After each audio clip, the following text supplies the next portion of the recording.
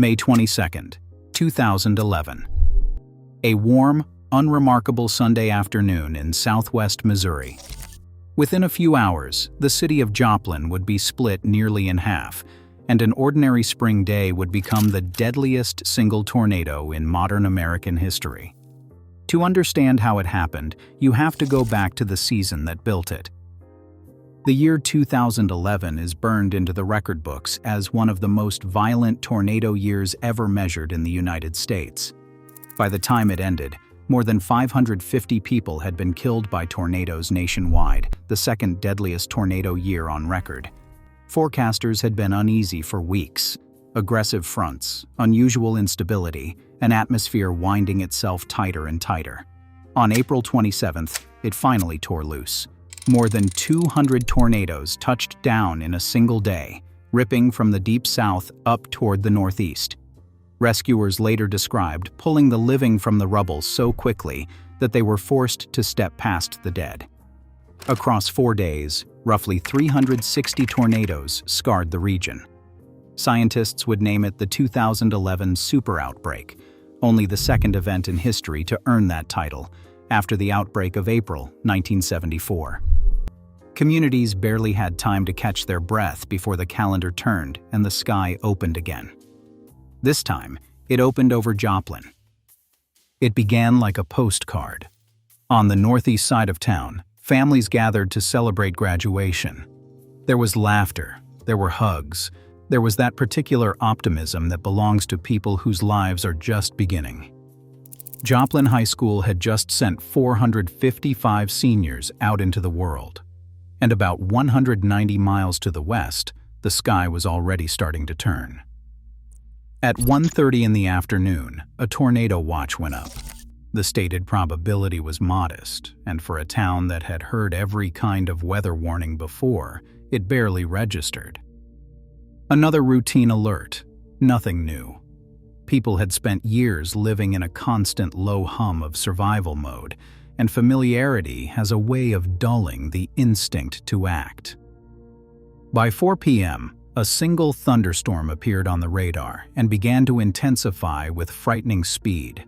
It swelled into a supercell, then merged with a second storm, and the combined system began to rotate, a column of air thousands of feet tall spinning up like a drill bit.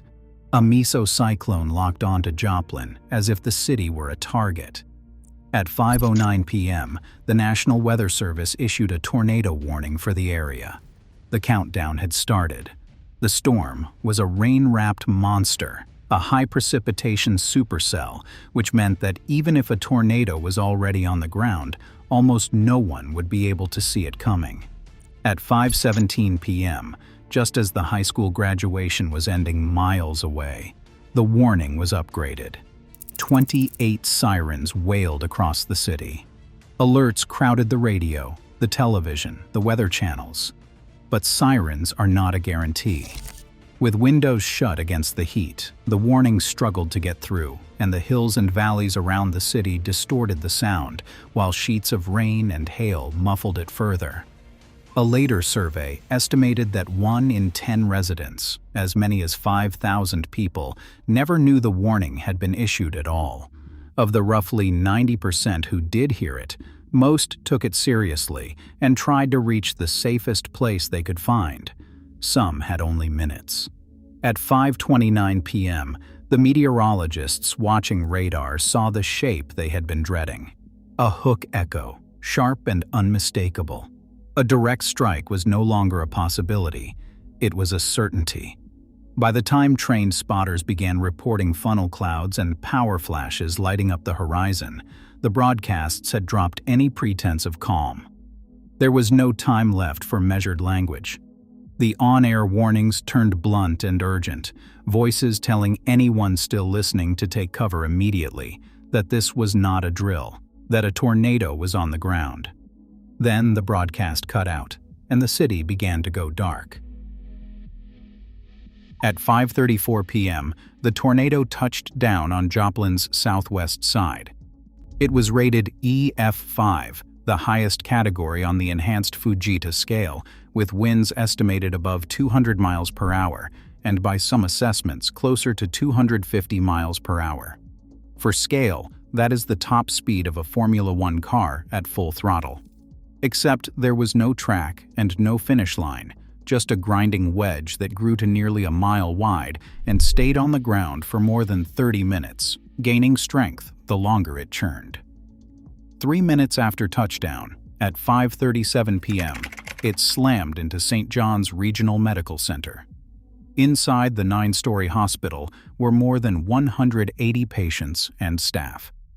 They had received the warning, and the staff had moved through their protocols, but the building took a nearly direct hit. The tornado blew out windows, peeled back the roof, knocked out the main power and the backups, and rotated the structure on its foundation. Every vehicle in the lot was wrecked. 6 people inside the hospital died, 5 patients and 1 visitor, with more deaths in the days that followed as critical patients were rushed to facilities already overwhelmed. 2 minutes later, the storm reached a nursing home directly in its path. Inside were dozens of elderly residents, their visitors, and the nurses caring for them, people who had already weathered a lifetime of storms and now stood in front of another. The staff did exactly what they were trained to do, guiding everyone into the interior hallways. They did everything right. It did not matter. The hum became a growl, the growl became a roar, and the building shook and then collapsed.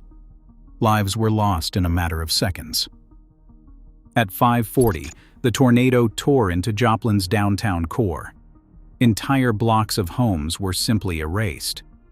A security camera caught a residential street vanishing frame by frame. The storm was still gaining force as it bore down on Joplin High School.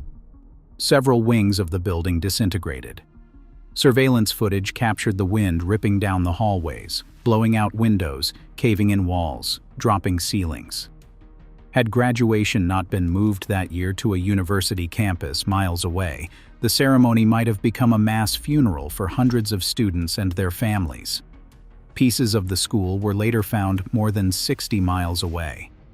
The nearby Franklin Technology Center, the region's vocational training hub, was also struck, and by something close to a miracle, everyone inside it survived. At 5:42, the storm hit Harmony Heights Baptist Church, where more than 50 people had taken shelter. Tornadoes recognized no sanctuary. 3 of those worshipers were killed, their bodies found beneath the collapsed roof. The church would later be rebuilt as an act of stubborn faith. At 5:43, the tornado reached its peak intensity. This was the heart of the EF5, the full 200+ miles per hour wind tearing transformers off their poles in bright blue flashes as it pushed east. It struck the Hampshire Terrace apartments, taking 12 more lives and changing dozens more forever. Then, it reached Rangeline Road, the city's commercial spine, and detonated through it. In a matter of seconds, an AT&T store, a Walmart, a Pizza Hut, and a Home Depot were gone. Cars were wrapped around trees and hurled hundreds of feet into nearby buildings. Metal was twisted like foil. In one vehicle, searchers later found an empty child's car seat, and the driver was never identified. At the Home Depot, where the heavy concrete walls collapsed inward onto people sheltering near the front of the store, a search and rescue task force reported finding no one alive there, only the dead. 7 people died inside that single building. At 5:46, the tornado lifted the roof off East Middle School, which was thankfully empty. A minute later, at a Fast Trip gas station, a group of customers crammed into the walk-in freezer, some of them quietly saying their goodbyes as the world came apart outside.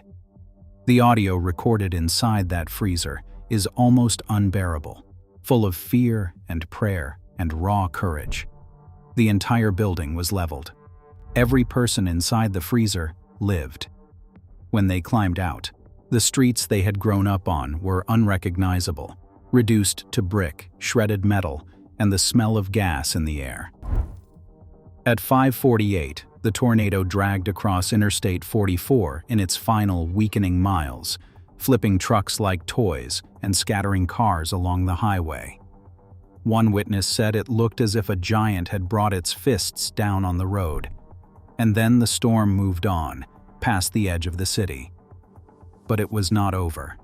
Beneath the rubble, voices were calling for help.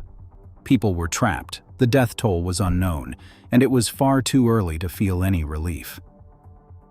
What happened next is the part of the story the storm could not touch.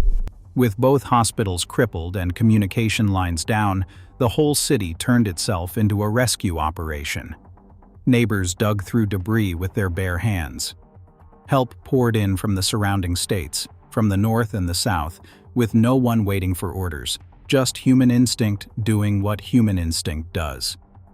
When the surveys were finally finished, the scale was staggering. The tornado had wiped out roughly a quarter of Joplin. About 4,000 homes were destroyed, and 3,000 more were heavily damaged. More than 500 businesses were gone. 10 schools, 2 hospitals, and dozens of churches were lost. The total damage approached $2.8 billion, making it the costliest tornado in American history. More than 1,000 people were injured, and 158 people were killed directly by the storm, a number that would climb toward 161 as the indirect deaths were counted in the months ahead. No figure, though, can hold the weight of a single empty chair at a family table.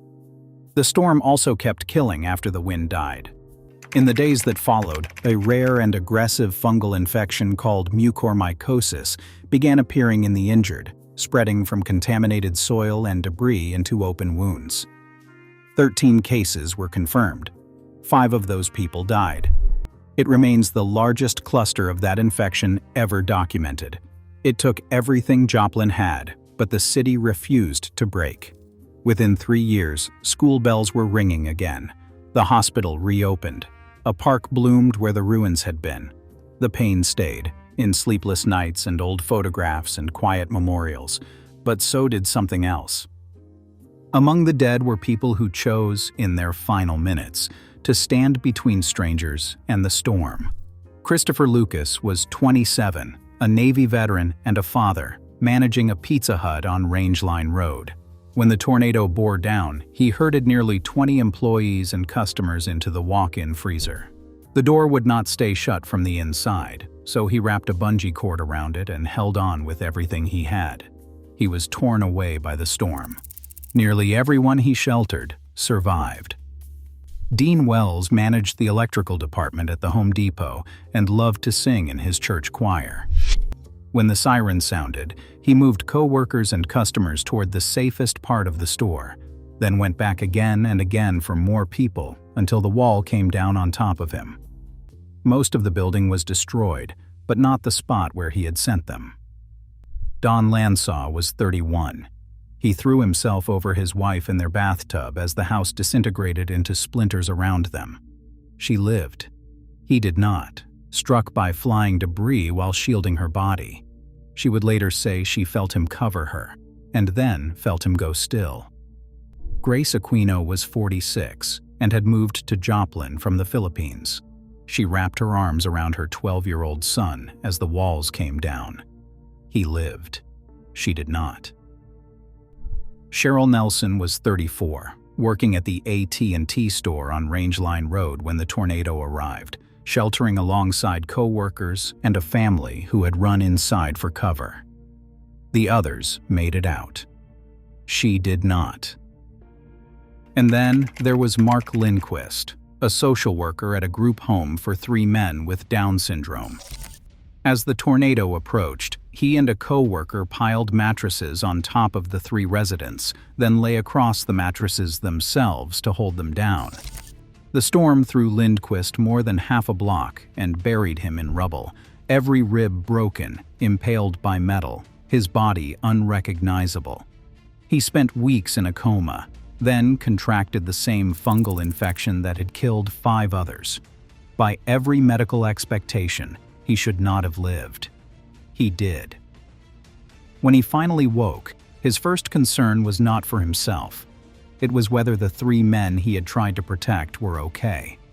They had not survived, and carrying that became part of how he chose to keep going. The tornado took nearly everything from Joplin. It took homes, businesses, landmarks, and far too many lives.